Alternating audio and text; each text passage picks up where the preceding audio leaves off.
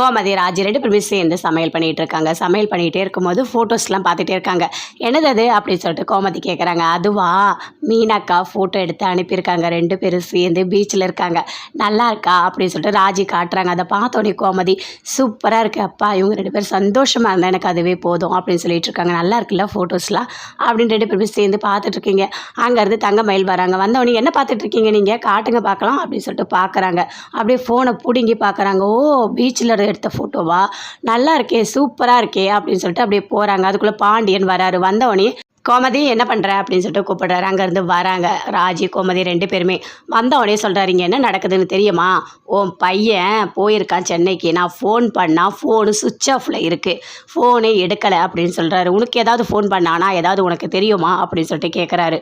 "இல்லைங்க, எனக்கு எதுவுமே தெரியாது" அப்படின்னு சொல்லிட்டு கோமதி சொல்கிறாங்க. "இல்லை இல்லை, அவங்க ஃபோனெல்லாம் பண்ணலை அத்தைக்கு. அவங்க பீச்சிலேருந்து எடுத்த ஃபோட்டோஸ் மட்டும் அனுப்பியிருக்காங்க" அப்படின்னு சொல்லிட்டு தங்கமயில அப்படியே சொல்கிறாங்க. அதை கேட்டோடனே பயங்கரமாக ஷாக் ஆகுறாங்க கோமதி, ராஜி எல்லாருமே. "பாத்தியா என்ன பண்ணி வச்சுருக்கான்? அவன் சென்னைக்கு போய் நல்லா பொண்டாட்டியோடு சேர்ந்து சுற்றிக்கிட்டு இருக்கான். ஆனால் நான் ஃபோன் பண்ணால் எடுக்கவே இல்லை." "ஆமாம், உனக்கு இதெல்லாம் தெரியாதா?" அப்படின்னு கோமதி கிட்ட கேட்குறாரு. "இல்லைங்க, எனக்கு இதெல்லாம் எதுவுமே தெரியாது."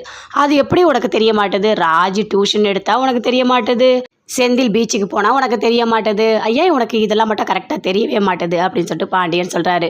அதை கேட்டவுடனே அப்படியே தங்கமயில் அமைதியாக இருக்காங்க. இங்கே வீட்டில் எல்லா விஷயத்தையும் கரெக்டாக சொல்கிறது தங்கமயில் தான்.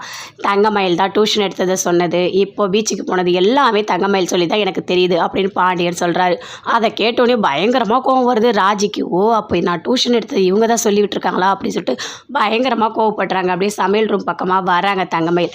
வந்தவுடனே ராஜி திட்டுறாங்க. "என்ன படி வச்சுருக்கீங்க? இங்கே பாருங்க, அவங்கவுங்க பிரச்சனையை அவங்கவுங்க பார்த்துப்பாங்க. நீங்கள் எல்லாத்தையுமே என் மாமா கிட்ட சொல்லிட்டு இருக்காதீங்க.